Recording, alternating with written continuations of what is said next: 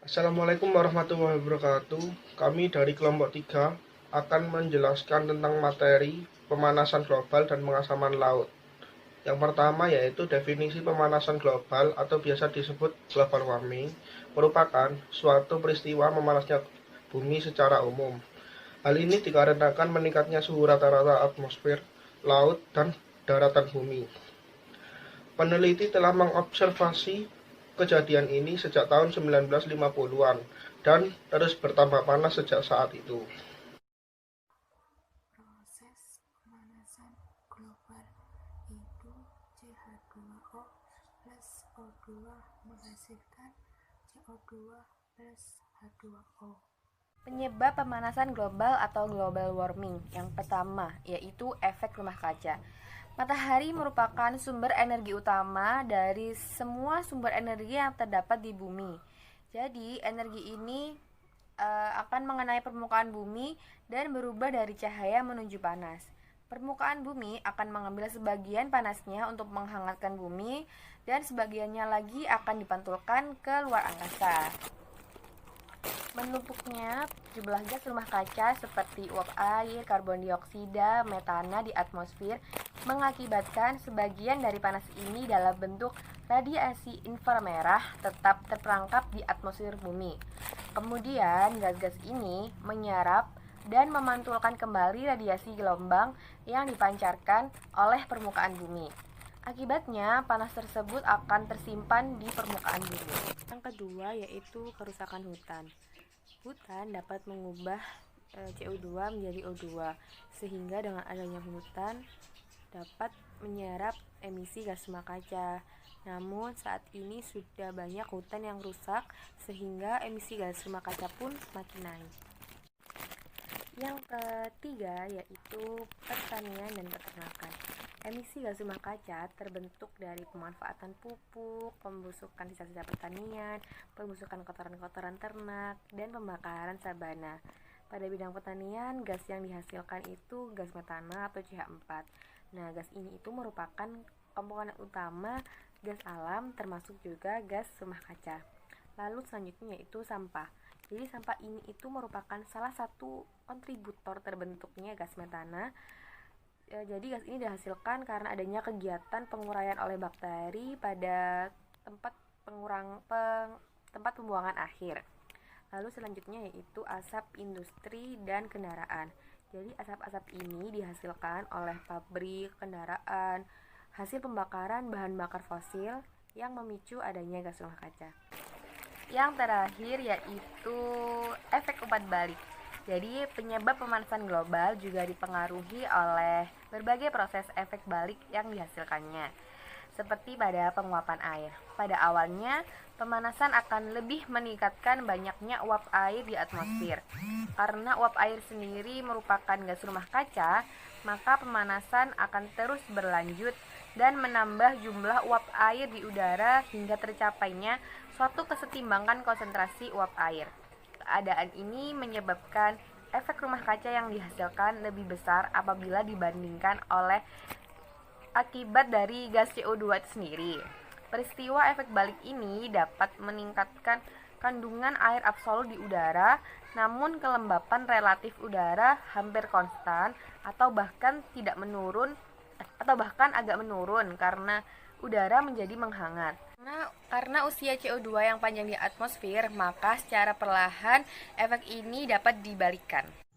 Dan akibat dari pemanasan global ini ialah suhu bumi meningkat, sehingga permukaan bumi menjadi panas dan secara tidak langsung melelehkan es di kutub, serta mengakibatkan organisme yang tidak tahan panas mengalami kematian.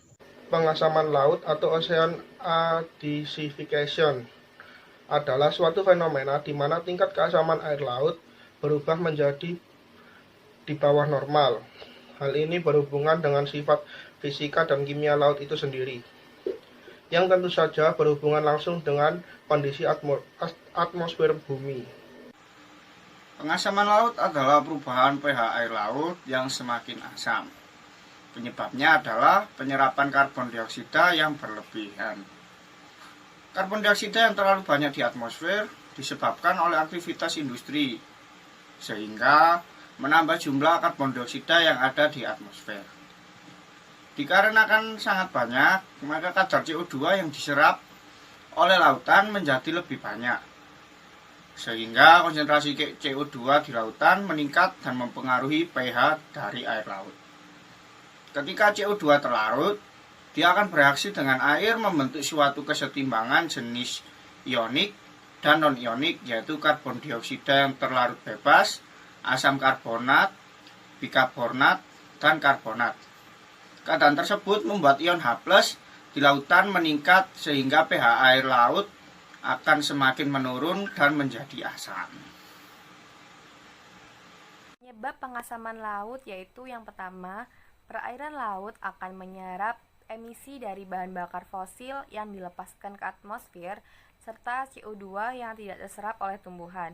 Yang kedua, peningkatan konsentrasi CO2 terlarut dalam air laut yang disebabkan karena adanya interaksi yang kuat antara CO2 dalam air laut dan CO2 di atmosfer.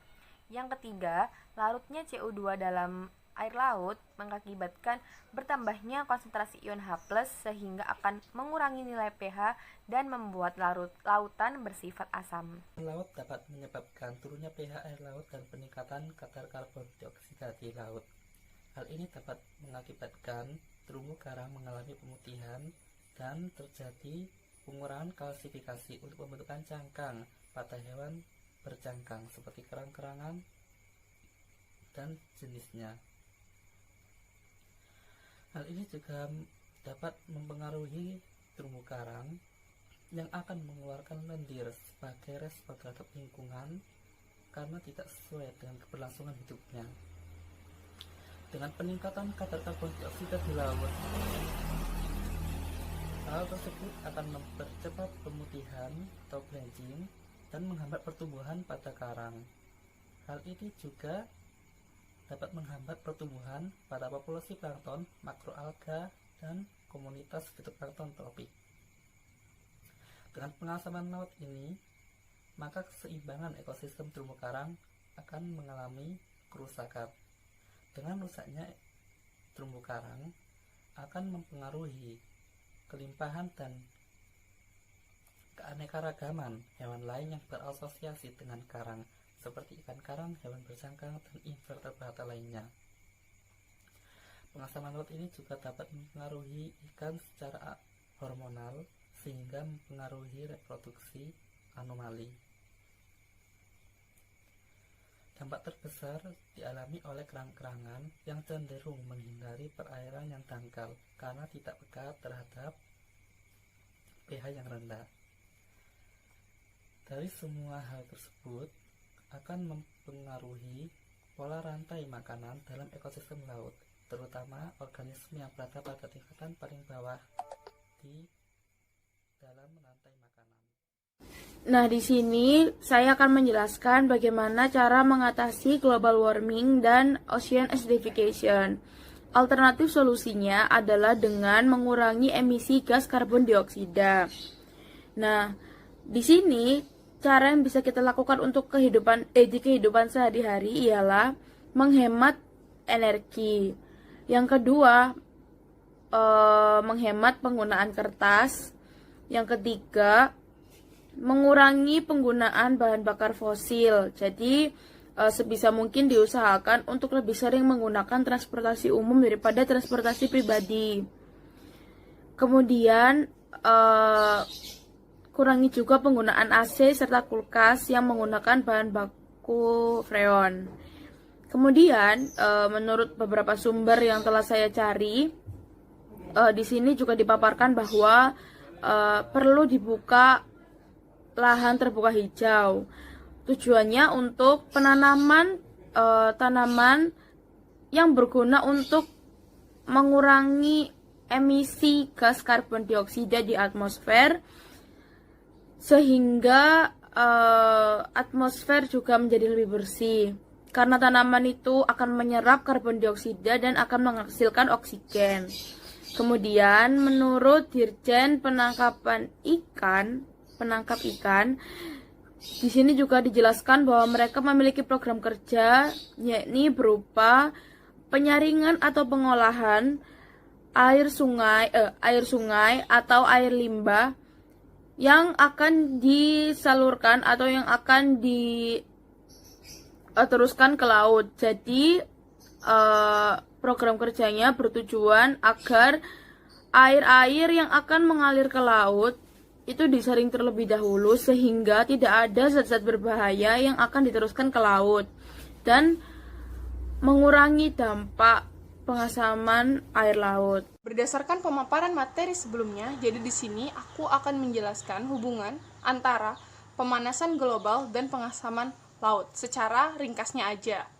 Jadi gini, ketika karbon dioksida terserap oleh laut, maka dapat menyebabkan pengurangan kemampuan laut dalam memproduksi gas dimethyl sulfide atau gas DMS, yang mana selama ini gas itu diproduksi oleh laut untuk membantu mendinginkan bumi.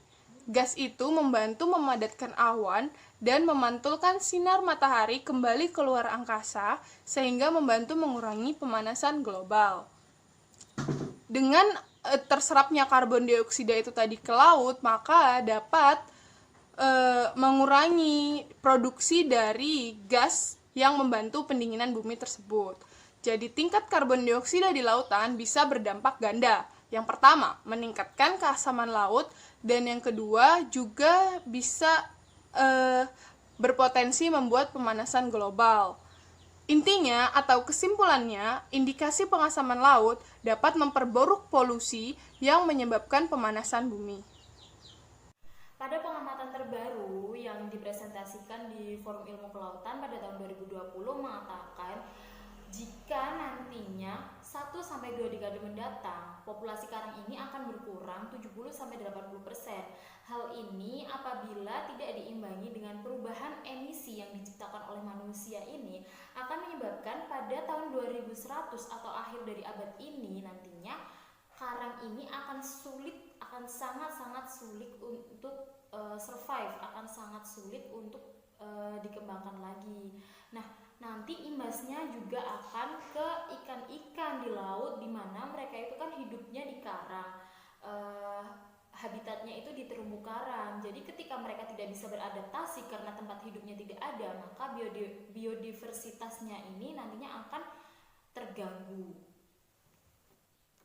Meningkatnya emisi karbon yang menyebabkan pemanasan global ini karena sejak zaman praindustri atau pada tahun 1880 itu kan ada pabrik-pabrik baru itu yang dibuka, dan itu merupakan pabrik yang memproduksi bahan bakar fosil, dan pabrik itu bertanggung jawab atas lebih dari 50% meningkatnya karbon di muka bumi hingga tahun 2015. Nah, karena meningkatnya karbon ini menyebabkan pengasaman laut, sehingga yang terjadi adalah rusaknya ekosistem karang, terutama di Coral Triangle. Nah, selanjutnya apabila karang-karang ini sudah rusak, nanti juga akan berimbas ke perikanan. Sektor perikanan ini nantinya juga akan berpengaruh terhadap penghasilan masyarakat, terhadap pekerjaan masyarakat ya. Karena kayak seperti di Indonesia, Papua Nugini, Filipina, Pulau Solomon, seperti itu kan masyarakatnya banyak yang bekerja pada sektor perikanan. Sekian pemaparan dari kelompok 3 tentang global warming dan pengasaman laut. Kurang lebihnya mohon maaf. Wassalamualaikum warahmatullahi wabarakatuh.